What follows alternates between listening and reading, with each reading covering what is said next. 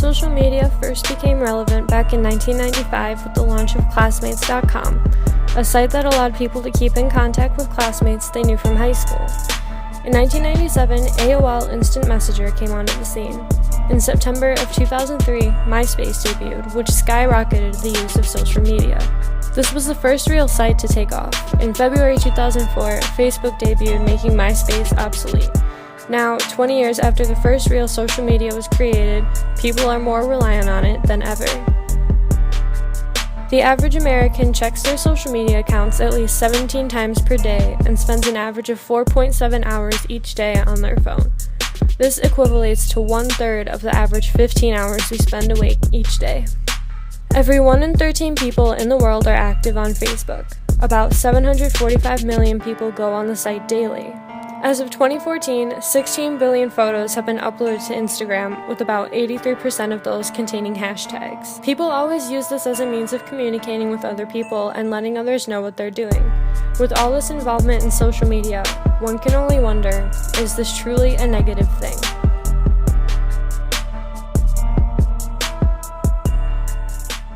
I do go on Facebook and find out what's going on in the family and different things. Sometimes I go sit and see a lot of pictures, which I enjoy, that I do enjoy.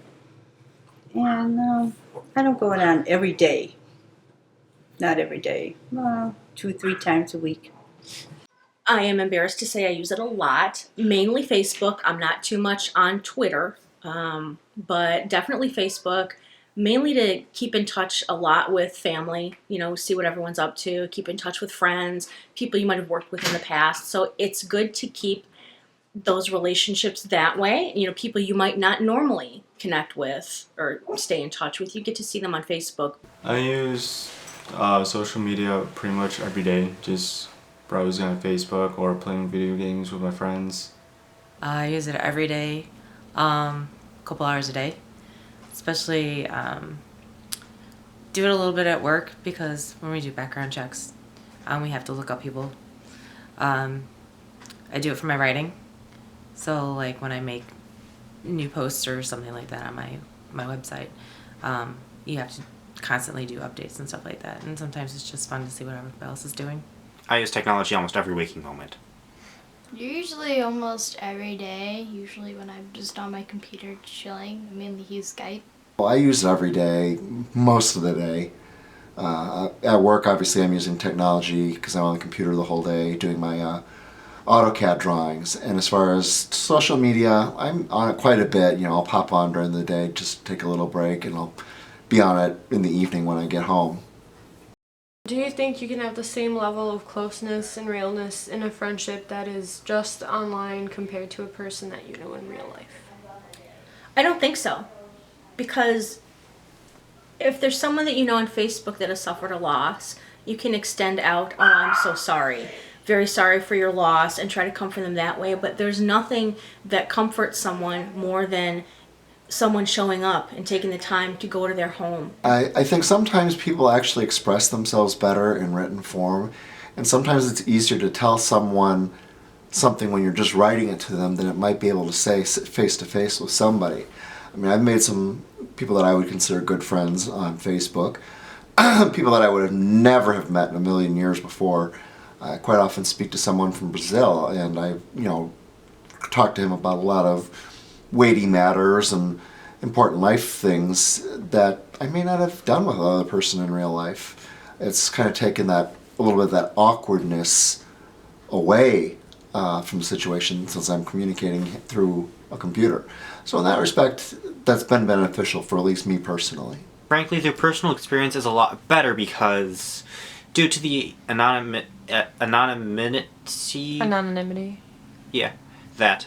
It's like for certain games, it's a lot more likely that you'll be able to work together. For this game called Rocket League, they wouldn't just be trying to make, due to everyone being anonymous in such a way, it's less likely that two people who are friends IRL to team up with each other due to they won't even know if they know each other IRL. So it would prevent them from just ignoring the other player and just playing with the two of each other. sometimes you may not know who they are or their age, and sometimes they can be like a psychopath or something like that, or you might come across people who are just flat out mean or just kind of just being there just to troll people or stuff like that, just be rude. They're being cyberbullied. It's one thing in my generation, you would get bullied at school and nasty things are said, but you go home and you can get away from it. It doesn't follow you home. Now with kids having the constant access to social media, they can always be checking their Facebook page at home and, you know, nasty things are said to them and they're bullied from that aspect too. And it doesn't stop. There's no safe harbor anymore for kids in terms of where they can go to feel they're not being judged. It's way too easy for people to say mean things from behind a computer when they're not face to face. They seem like they can hide behind that, and I think it makes the world a little too critical of everyone else. If you're not seeing someone's face, you're not understanding how much you're hurting their feelings when they're saying things. Social skills is a little harmful. More cyberbullying, so that's been leading to a lot more suicides for kids. They're not really opening up about the bullying that is going on, so it's a lot more private. In daily life, kids don't go outside and play anymore like we used to, like I did when I was a kid. You didn't have the internet, so it's become too much of a crutch sometimes. You kind of isolate yourself, like you don't actually have some real interaction, and sometimes people could bully each other over it. You don't interact with your family anymore as much as you used to. It's mostly to find out what they're doing and what's going on in their life. You have to go on the internet, on Facebook. I think a lot of kids today are kind of clueless as to how to cope in daily life, whether it's knowing how to boil a cup of water or, you know, or enter credit card information into a website. They seem somewhat clueless in that respect. And they're lacking in some of those just general life skills that I grew up learning how to do.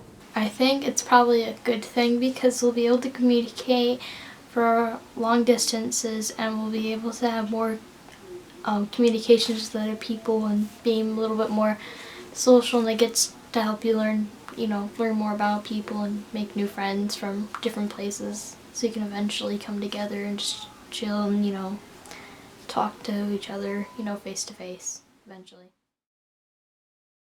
How has technology and everything like that kind of helped you with your Asperger's and like autism? Due to the anonymity factor, as well as just there's like if you're playing something like TF2, it's easier to talk to because it's easier to start up a conversation like, hey, we need blank X amount of people over here because there's a lot of people on the enemy team over here.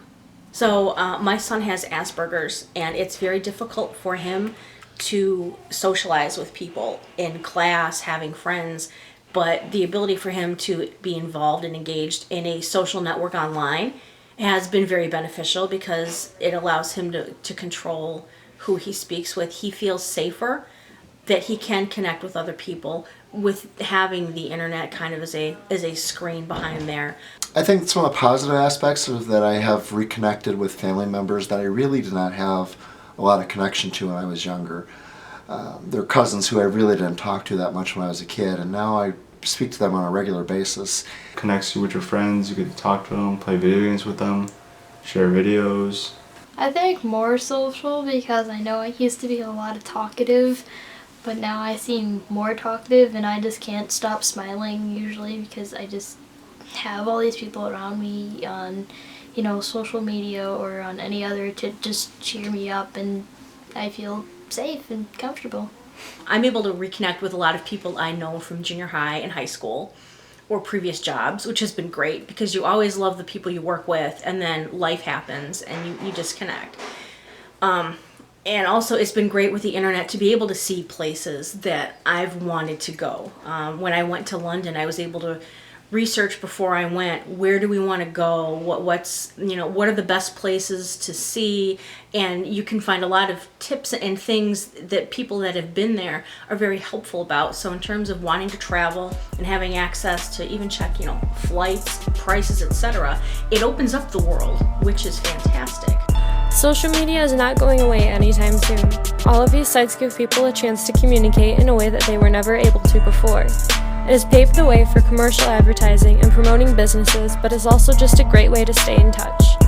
While in large doses, social media can be harmful to people, especially with the younger generation. It is not all bad.